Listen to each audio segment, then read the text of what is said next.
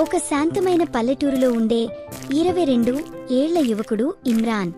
రాత్రుళ్ళు అతనికి వింతగా, భయంకరంగా కలలు వచ్చేవి. ప్రతి రాత్రి తన బెడ్ పక్కన ఎవరో కూర్చున్నట్టు అనిపించేది. గుడికి వెళ్లినా, మౌలానాని అడిగినా ఎలాంటి మార్పు రాలేదు. ఒకరోజు ఓ పాత హవేలీలో ఓ వీడియోగ్రాఫర్తో కలుసుకున్నాడు. అతడు చెప్పాడు, నీ కలల్లో వస్తున్నది జీని అయ్యుండొచ్చు. జీనిలకి ఊపిరి అవసరం లేదు, కలల ద్వారానే మనలోకి వస్తారు. ఆ రాత్రి ఇమ్రాన్కి కలలో జీని కనిపించి అన్నాడు, నీ బెడ్ కింద ఉన్న బాటిల్ చూసావా? అదే నా శక్తి కేంద్రం. ఉదయం లేచి భయంతో తన బెడ్ కింద చూశాడు. అతనికే ఆశ్చర్యం, నిజంగానే అక్కడ ఓ పాతగాజు బాటిలు ఉంది. ఇది ఎక్కడి నుంచి వచ్చింది అని ఆశ్చర్యపడ్డాడు. ఇది నా కలల వెనక కారణమా అనుకుని దాన్ని తీసి తుడిచాడు. అయితే అదే క్షణం ఆ బాటిల్లోంచి పొగలు రావడం మొదలయ్యాయి. బయటకు వచ్చాడు ఒక బెంబేలెత్తించే రూపం.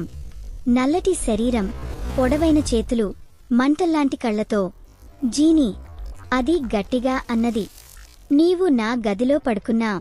నీ కలలే కాదు, నీ ప్రాణాలు నాది.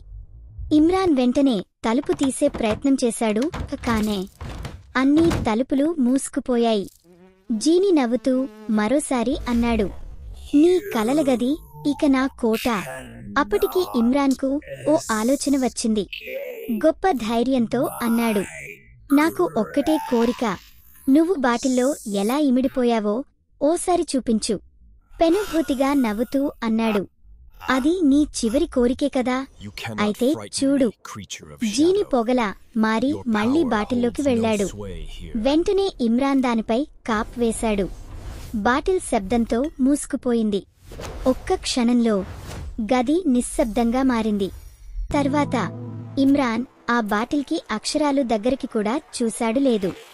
దాన్ని తీసుకుని నేరుగా గ్రామానికి దూరంగా ఉన్న చెరువు ఒడ్డుకు వెళ్లి ఒకే ఊపుతో బాటిల్ను లోతైన నీళ్లలోకి విసిరేశాడు. బాటిల్ నీటిలో మునిగిపోయింది. వెంటనే ఆ చెరువులో ఒక్కసారిగా చిన్న అలలు వచ్చాయి. మళ్లీ ప్రశాంతత వచ్చిందనుకోండి.